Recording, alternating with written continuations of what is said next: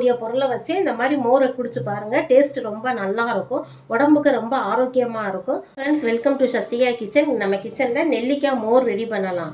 இந்த மோர் உடம்புக்கு ரொம்ப ஆரோக்கியமானது, உடம்புல இருக்கக்கூடிய சூட்டையும் நமக்கு குறைக்கும். குறிப்பாக சக்கரை நோயாளி இருக்கிறவங்க 11 மணிக்கு இந்த மாதிரி மோர் குடித்தோம்னா உடம்பும் ரொம்ப தெம்பாகவும் இருக்கும். அதுக்கு நம்ம வீட்டில் இருக்கக்கூடிய தயிர் தான் எடுத்துக்கிறோம். உங்களுக்கு எவ்வளோ தயிர் தேவையோ அதை எடுத்துக்கோங்க.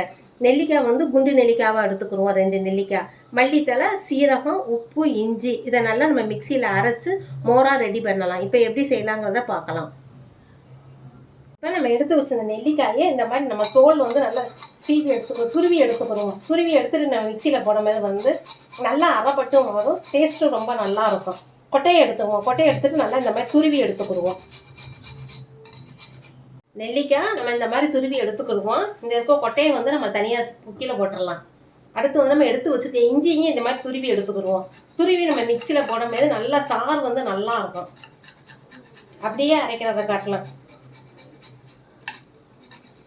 இப்போ நம்ம மிக்சி ஜார் எடுத்துக்கிடுவோம். நம்ம துருவி வச்சிருந்த நெல்லிக்காய், இஞ்சி, சீரகம், மல்லித்தலை, உப்பு இது எல்லாத்தையுமே நம்ம மிக்சியில் வச்சு ஒரு சுற்றிட்டு வந்துடலாம்.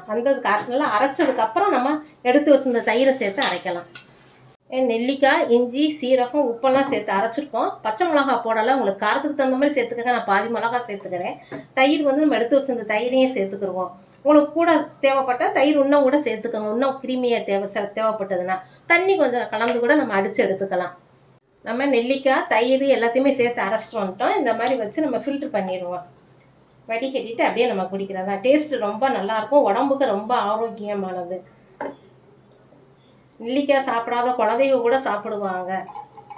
சின்ன குழந்தையிலேருந்து பெரியவங்க வரைக்கும் எல்லாருமே குடிக்கலாம். உடம்புக்கு ரொம்ப ஆரோக்கியமானது இந்த நெல்லிக்காய் மோர்.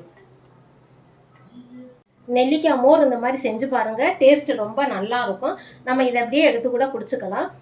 வயிறும் நல்லா ஃபுல்லாக இருக்கும். குழந்தைகள்லேருந்து பெரியவங்க வரைக்கும் எல்லாருமே குடிக்கலாம். சாதாரணமாக நம்ம கடையில் போய் வாங்கி குடிக்கிறதுக்கு இந்த மாதிரி நெல்லிக்காய் வீட்டில் இருக்கக்கூடிய பொருளை வச்சு நம்ம குடித்தோம்னா டேஸ்ட்டும் ரொம்ப நல்லாயிருக்கும், உடம்புக்கும் ஆரோக்கியமாக இருக்கும். நீங்கள் செஞ்சு பாருங்கள். உங்கள் கருத்துக்களை கமெண்ட் பாக்ஸில் தெரியப்படுத்துங்க. உங்களுக்கு இந்த வீடியோ பிடிச்சிருந்ததுன்னா சஸ்திகா கிச்சனை லைக் பண்ணுங்கள், ஷேர் பண்ணுங்கள், சப்ஸ்கிரைப் பண்ணுங்கள். Okay, by.